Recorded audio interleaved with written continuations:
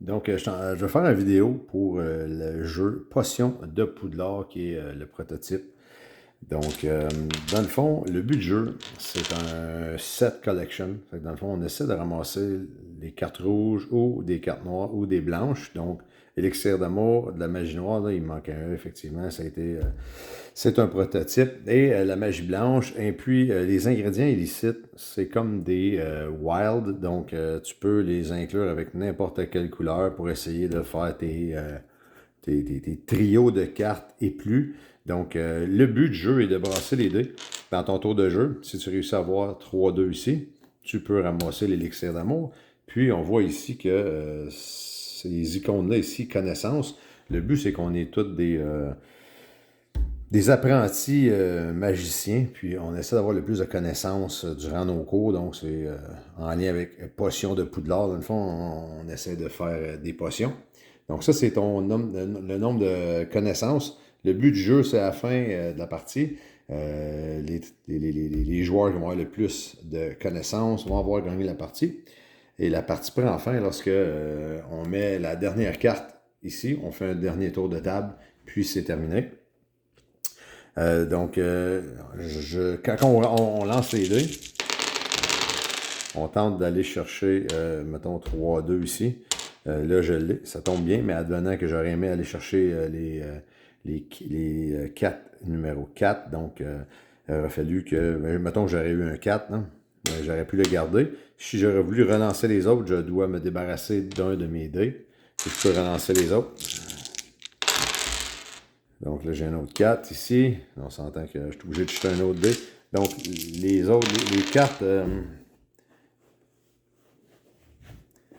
cartes, dans le fond, les 4, les 5 et les 6 sont plus difficiles à aller chercher puisqu'ils demandent tous 4 dés versus toutes les potions de 1 à 3. Eux autres, c'est toujours 3 dés maximum.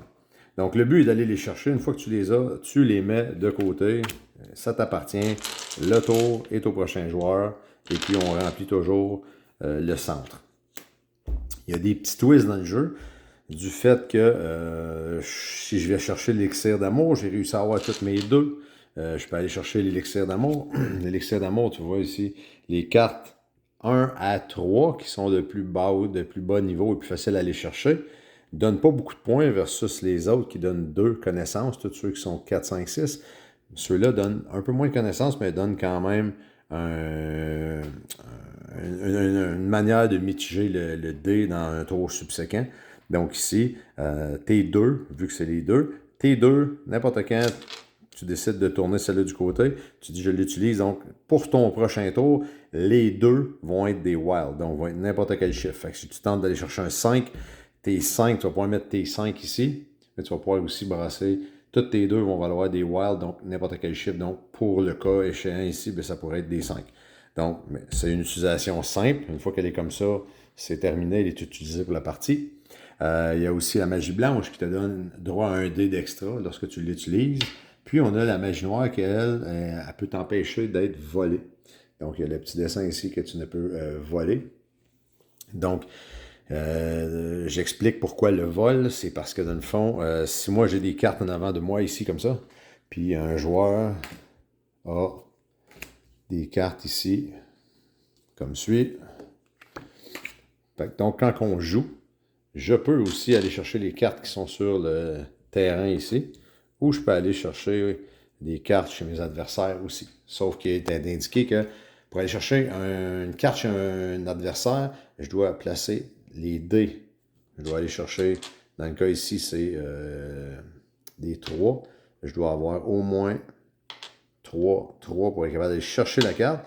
Puis vu que je suis un adversaire, je dois en avoir un quatrième.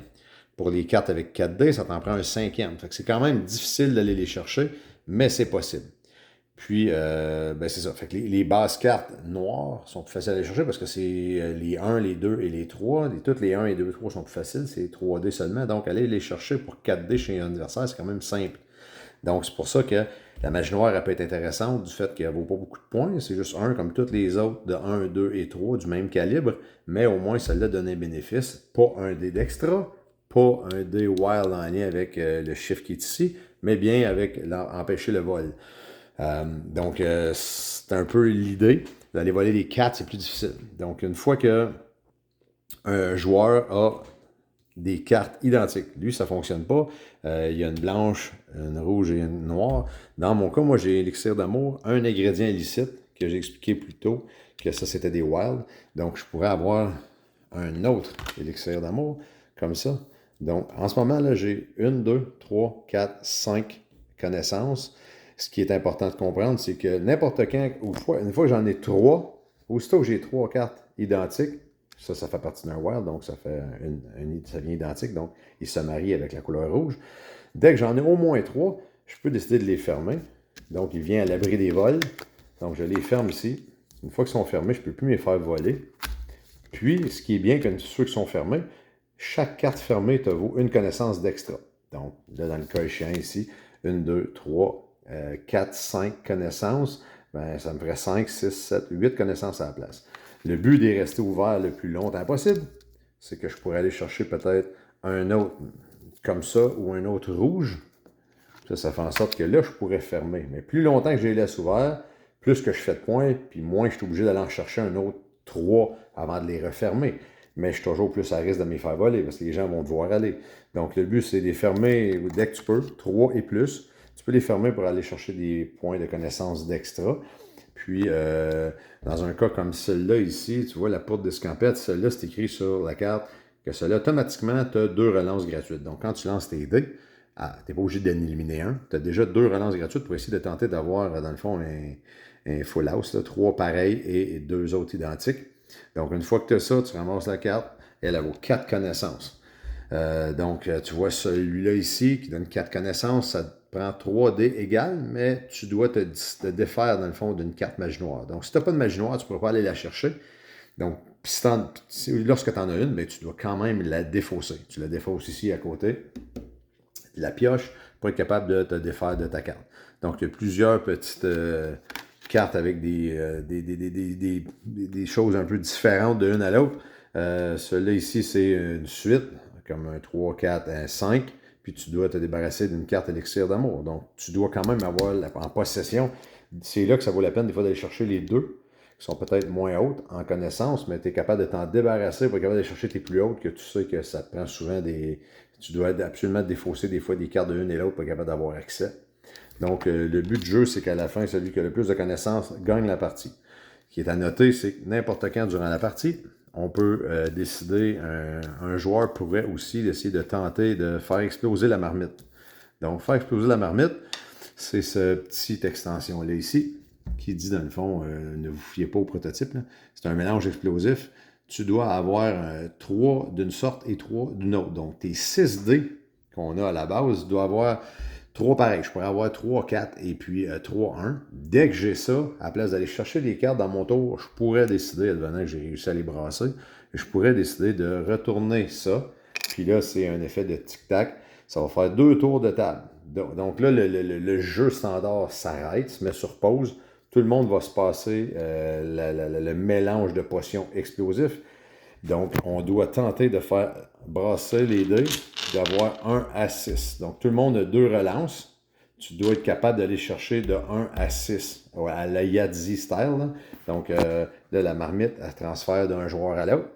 Et puis, si personne n'a réussi à les désamorcer, la partie se termine. Donc, la partie peut terminer de 2 manières. La pioche est vide, on renfloue les cartes au milieu, on fait un dernier tour de table, ou quelqu'un a déclenché le mélange explosif, on fait un tour, 2 tours, parce que c'est ça qui est écrit dessus, c'est 2 tours de table pour tenter d'aller chercher de 1 à 6. Puis là, si personne réussit, la partie se termine automatiquement.